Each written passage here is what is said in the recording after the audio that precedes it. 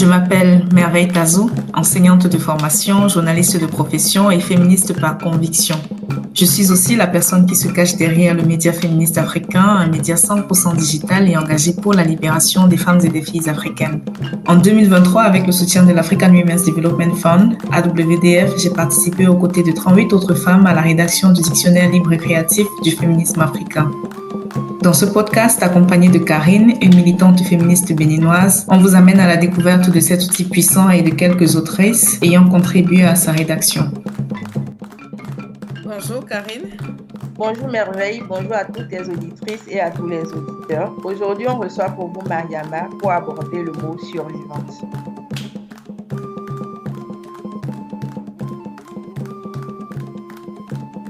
Bonjour Mariama et bienvenue à toi. Est-ce que tu peux juste te présenter brièvement et dire un peu c'est quoi pour toi le féminisme aujourd'hui?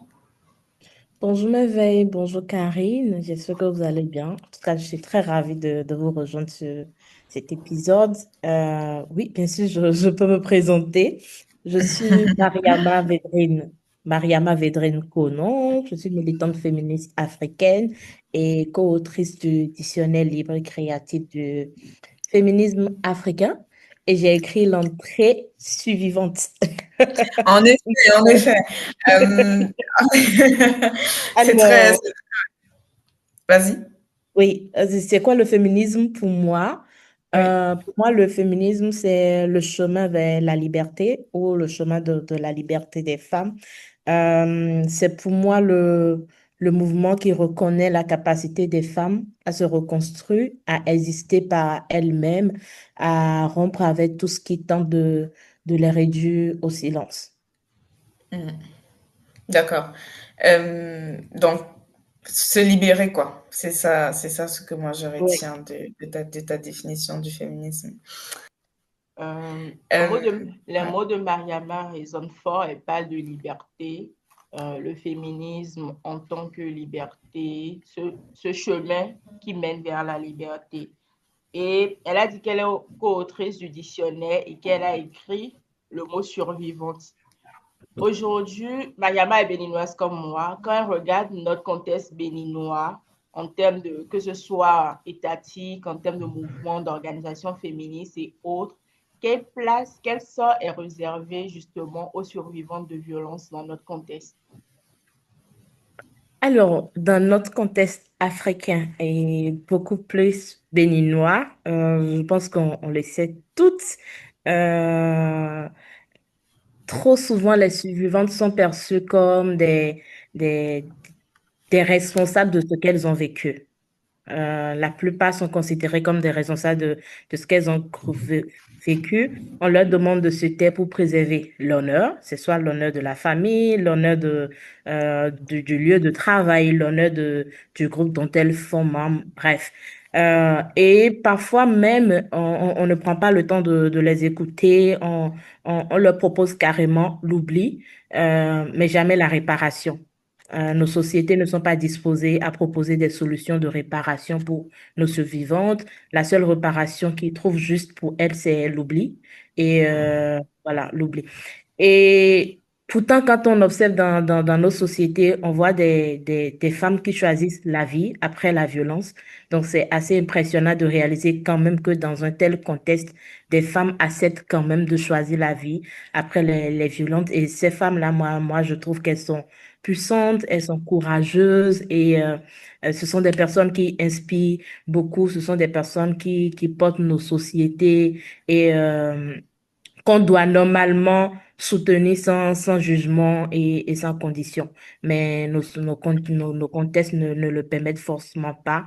Et donc, ça revient à nous de le rappeler souvent et de mener des actions pour. En effet, aujourd'hui, on a les chiffres qui disent qu'au moins une femme sur trois est victime de violence. Ça veut dire qu'on est beaucoup de survivantes finalement. On est trois dans cet espace et donc au moins une de nous est survivante. Peut-être même qu'on est toutes les trois survivantes d'ailleurs. Et Ouais. euh, c'est terrible en fait comment, comme tu as dit, on nous demande en fait de laisser passer avec le temps guérit tout.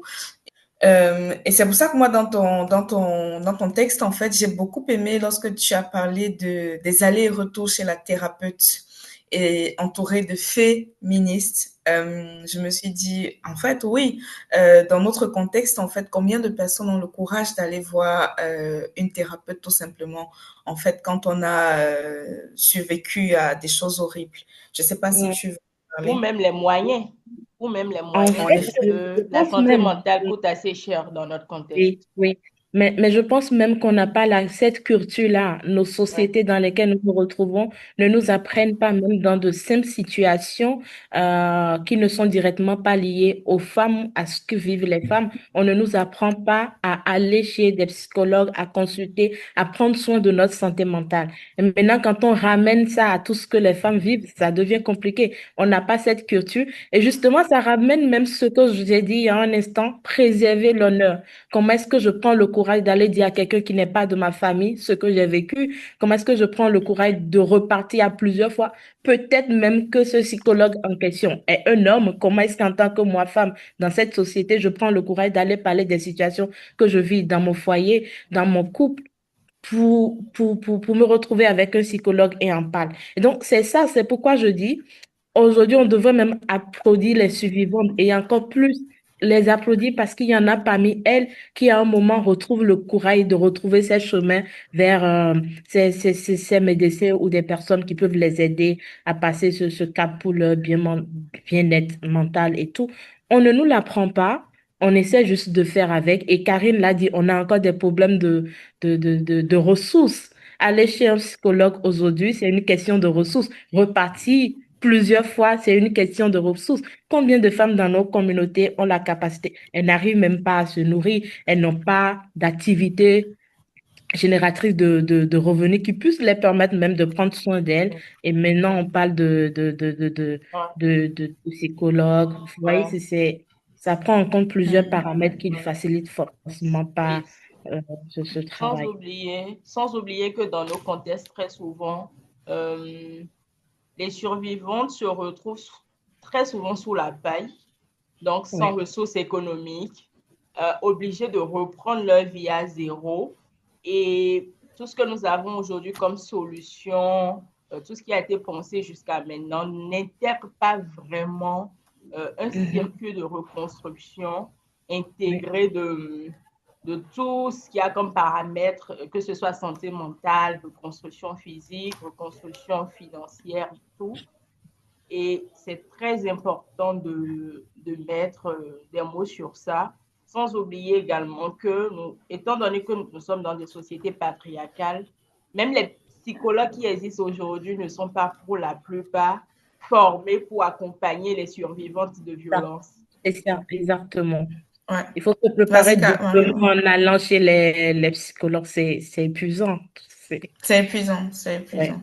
En tout cas, moi, je me simplifie la tâche et je me dis que si je vais voir une psy, déjà c'est une femme, mais en même temps c'est une femme noire et c'est une femme qui a plus ou moins le même parcours que moi parce que il y en a pas beaucoup malheureusement, encore en fonction du pays Mhm. dans lequel on se trouve, il y en a pas beaucoup. Oui. Mais si on peut aller vers un psychologue ou une psychologue qui nous ressemble, euh, c'est déjà, je pense que ça facilite un peu la discussion et la guérison. Exactement. Ouais. Mariama, dis-nous, euh, aujourd'hui, il y a encore ce clivage entre le mot survivante et victime. D'autres personnes qui veulent qu'on fasse la scission entre les deux. Pour d'autres personnes, c'est des mots qui traduisent les mêmes choses. Toi, est-ce qu'en écrivant ton texte, tu as été confronté à des difficultés pour faire la part entre victimes et survivantes pour répondre à l'école de celles qui veulent qu'on fasse la scission ou pour toi, c'était les mêmes choses? Alors, en voulant écrire sur ce sujet, j'avoue que j'ai beaucoup réfléchi parce que ça demandait beaucoup de délicatesse. Moi, oui, parler de survivants, c'est toucher à des histoires intimes, tu vois. Des histoires intimes que je n'ai forcément pas vécues en tant que moi. Mhm. Euh, et c'est toucher peut-être à des éléments qui sont encore des rappels de moments douloureux pour certaines femmes. Peut-être que mon test retrace exactement la vie d'une femme que je ne connais même pas. Et donc, c'est vraiment réfléchir à comment je choisis les mots et tout. Moi, je n'ai pas pris vraiment le temps de faire la différence entre la victime et la survivante en voulant écrire ce texte parce que pour moi, c'était pas question de raconter la violence ou les difficultés qu'elles ont vécues, mais parler de leur victoire. Donc, c'était ça pour moi. Revenir sur la victoire. Pour moi, je me disais, être une survivante, c'est déjà une victoire. Être une survivante, c'est que j'ai pris par là et je suis restée debout comme une Amazone. Je continue de vivre, de me battre pour moi-même, de me choisir. Et donc, pour moi, je suis partie directement sur ça et je pense que c'est comme je l'ai dit, hein, je voulais rappeler qu'on peut briller à nouveau. Et donc, survivant pour moi dans ce contexte, dans ce texte, concernait celles qui vivent la situation, parce que je voulais leur rappeler qu'elles ont le droit de briller à nouveau, qu'elles n'ont pas le droit de s'éteindre pour des personnes qui ne méritent pas, pour des personnes qui leur infligent des souffrances. Moi, je voulais leur rappeler, vous pouvez briller à nouveau, vous avez la possibilité de briller à nouveau, mais au même moment, rappeler à celles qui brillent déjà comment est-ce que elles ont fait un travail incroyable, comment est-ce que c'est impressionnant, comment est-ce qu'elles sont braves, elles sont courageuses pour avoir passé tous ces moments-là. Donc, en l'écrivant, honnêtement, je n'ai pas fait de différence entre les deux parce que pour moi, l'objectif, c'était de leur permettre de voir qu'elles peuvent briller ou qu'elles brillent déjà et c'est bien qu'elles doivent continuer à briller. Mhm. Je sais pas, Karine, si tu veux rebondir sur ce qu'elle a dit, mais moi, il y a, enfin, dans ton titre, en fait, moi, je me suis dit, ok, à nouveau, je brille. À nouveau, je brille. Ça, c'est le titre de ton article. Et ta définition, c'est femme qui a su se libérer et se reconstruire. Et pendant que tu parlais, je me suis dit, mais ok, mais comment est-ce qu'on fait pour se reconstruire? Comment est-ce qu'on fait avec tous les obstacles qu'on a en fait? Karine l'a dit, pardon, on vit dans une société patriarcale et le patriarcat est violent et il a une force incroyable de se réinventer. Actuellement, on le voit. Et donc, moi, je trouve ça génial que tu aies décidé d'applaudir les survivantes. On ne le fait pas assez, je pense, mais celles qui sont survivantes et qui emportent le poids. Comment est-ce je sais pas, de ton point de vue, quel est le cheminement vers la guérison Ouais. quand on est survivante? Surtout dans un monde qui ne Alors, prône pas la réparation. oui, le cheminement vers la guérison. Je pense qu'il y a plusieurs, et en fonction de qui vit les violences, de comment on les vit et dans quel contexte on affronte ces violences. Donc, je pense que ce serait égoïste de ma part de dire vraiment, il faut faire tel et tel. Mais dans le texte que je propose dans ce dictionnaire, j'ai expliqué un cheminement. Je ne sais pas si vous l'avez remarqué, mais ce test-là parle d'un cheminement. Un cheminement qui Mhm, peut marcher avec d'autres ou pas. Mais quand même, mhm, dans ce test, je pense qu'il y a des éléments qui peuvent mhm, revenir dans tout cheminement ou dans tout processus vers la guérison. J'ai parlé des féministes. mhm.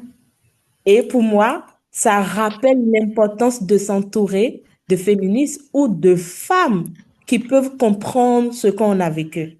C'est très En important. effet. Moi, Ouais. c'était ma partie préférée, un peu de ton texte, entouré de féministes. Je me suis dit, oh, ok. Donc là, Ouais. je suis bien entourée. Je suis entourée de féministes. Mon Exactement. Je processus trouve de guérison est enclenché. c'est Ouais. important de s'entourer de personnes, mais surtout de femmes. Je dis femmes parce que elles sont en posture de comprendre les autres. Elles peuvent comprendre ce que vous avez vécu. Elles peuvent comprendre ce que cela représente pour vous. C'est important pour le soutien moral. Et ça prend en compte les mouvements féministes, les organisations d'accueil de femmes, de victimes et tout. Ça rappelle pourquoi c'est important de demander de l'aide. Ça rappelle que on a le droit de demander de l'aide. Et dans ce test, au départ, j'ai mis, si vous voyez bien dans le test, j'ai dit, le chemin fut long. Tout a commencé quand j'ai choisi de partir. Donc, la première étape, c'est de décider, c'est de reconnaître qu'on vit une sorte de violence ou qu'on a vécu une sorte de violence et que c'est le moment de se libérer de cette violence ou des traumatismes de cette violence. Je ne sais pas si vous voyez, je parle en même temps de victimes et de personnes qui n'est plus forcément dans un contexte de violence ou pas. Quand je décide de Mhm. partir, même en décidant de partir, je dois décider à un moment T de ne plus subir les conséquences de ce que j'ai vécu. À un moment, quand je dis je suis une survivante, il y a encore un travail à faire. Je suis survivante, mais est-ce que je laisse les souvenirs de ce que j'ai vécu continuer par me traumatiser, continuer par me briser? Donc, la première des choses importantes, décider de partir, décider de ne plus subir, décider, accepter de faire le processus de guérison. Je pense que c'est dire ça parce que Mhm. si on n'accepte pas, peu importe ce qu'on fait, ça ne va pas marcher. Donc, il est important Mhm. de décider, de choisir, de guérir, d'aller mieux, de briller à nouveau. Et maintenant, Wow. quand on décide de faire ça, on essaie de trouver des personnes qui peuvent nous accompagner. Donc, les féministes que je prends ici, mais dans ce féministe, on peut retrouver juste des femmes, on peut retrouver juste des organisations ou des groupes qui acceptent de nous accompagner, de nous soutenir dans ce processus-là. Et ça prend en compte aussi, j'ai parlé de travailler chez les psychologues, etc. Mais ça peut ne pas être forcément un psychologue parce que, comme on a dit, on n'a pas tous les moyens d'aller vers des psychologues. Et ça rappelle notre responsabilité en tant que femme, en tant que féministe émergente, de réfléchir à comment est-ce que on rend disponible dans nos contextes des espaces où ces femmes peuvent prendre la parole, comment est-ce qu'on rend disponible des professionnels qui écoutent les plus vivantes et les aident dans leur processus. Et je pense que le reste, c'est juste une question de temps, une question de chaque personne, comment elle le vit, comment est-ce qu'on s'en mais vraiment, vraiment s'entourer des bonnes personnes, s'entourer de personnes qui ne vont pas accuser, nous rendre coupables de ce qu'on a vécu, alors qu'on n'est que des victimes et des survivantes, s'éloigner des personnes qui peuvent encore nous replonger. Je pense que c'est ce que je peux dire parce que vraiment, ça varie d'une survivante ou d'une victime à une autre. Voilà. Merci. Je suis, en fait, je profite de chaque seconde de cet échange. Et merci à toi, Mariama, pour tes mots qui sont apaisants. En tout cas, pour moi, ça l'est. Et j'ai beaucoup aimé le fait que tu évoques aussi la responsabilité des mouvements féministes. Comment est-ce qu'on crée des espaces, en fait, pour accueillir des survivantes et ne pas nous-mêmes être, je sais pas, je sais, j'ai pas envie de dire bourreau, mais c'est le seul mot qui me vient en tête là Pas maintenant. On n'est pas, contribuer. voilà, pas contribuer à l'accusation ou alors au mal-être des survivantes d'une À la manière ou d'une autre. silenciation. Voilà. Mais ça, c'est un sujet à réflexion du coup pour nous en Ouais. tant que féministes, je pense. Et je laisse Karine te poser une dernière question si elle en a avant qu'on ne conclue. Euh, on a déjà fait le tour de ce qui nourrit, ce qui nourrit, disons, les obstacles que rencontrent aujourd'hui les survivantes de violences à ouvrir, à libérer la parole et Mhm. également comment on peut, nous, en tant qu'individus, en tant que mouvement féministe, faire notre part pour permettre aux survivantes de faire ce pas vers la liberté. Et j'aimerais te demander pour finir, si une survivante tombe sur cet échange, qu'est-ce que tu Mhm. aimerais qu'elle garde? Alors, si une survivante tombe sur cet échange, j'aimerais qu'elle retienne qu'elle n'est pas seule, qu'elle n'a pas à se justifier de ce qu'elle a travaillé, qu'elle peut chercher, demander de l'aide, du soutien, et qu'elle peut exister sans s'excuser. Elle n'a pas à s'excuser pour ce qu'elle a vécu. Euh, J'aimerais lui rappeler aussi qu'il y aura toujours des personnes, en tout cas, les féministes sont toujours là pour l'accompagner, pour l'écouter à chaque étape de son processus quand elle voudra. Elle trouvera une féministe quelque part pas loin d'elle qui sera prête à l'écouter et à l'accompagner. Je veux lui rappeler aussi qu'elle a le droit à la joie, à la sécurité, à l'amour d'elle-même, qu'elle a le droit de profiter à fond, d'être pleinement une femme. Et voilà, elle est encore là et cela fait déjà d'elle une survivante. Euh, Qu'est-ce que je dois lui dire encore? Je ne sais pas. Peut-être lui dire encore que chaque jour qu'elle se lève ou qu'elle aspire ou qu'elle a un peu d'espoir ou d'espérance, c'est qu'elle continue de briller et qu'elle doit penser surtout à briller, briller, briller. C'est important. Et aussi, ce message, je pense que je ne l'adresse pas uniquement à des survivantes de violence. Je pense que j'aurais pu le dire si je devais réécrire le test aujourd'hui, je l'écrirais peut-être autrement, en prenant en compte des femmes qui subissent peut-être des situations qui font d'elles aussi des survivantes. En tant que femme, on est obligé d'affronter plusieurs problèmes de santé gynécologique, beaucoup de choses qui font de nous finalement des survivantes avec je sais pas, des contextes sanitaires qui ne sont même pas inclusifs et tout. Et donc, pour moi, ce message s'adresse aussi à elles et elles sont des survivantes. Voilà. Merci beaucoup, Mariama. Merci, Merci beaucoup, Mariama. C'est un échange instructif et je pense qu'on a retenu beaucoup de choses, même si c'était court.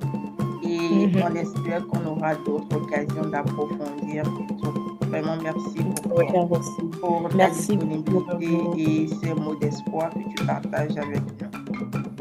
Merci, Mariama. À bientôt. À bientôt.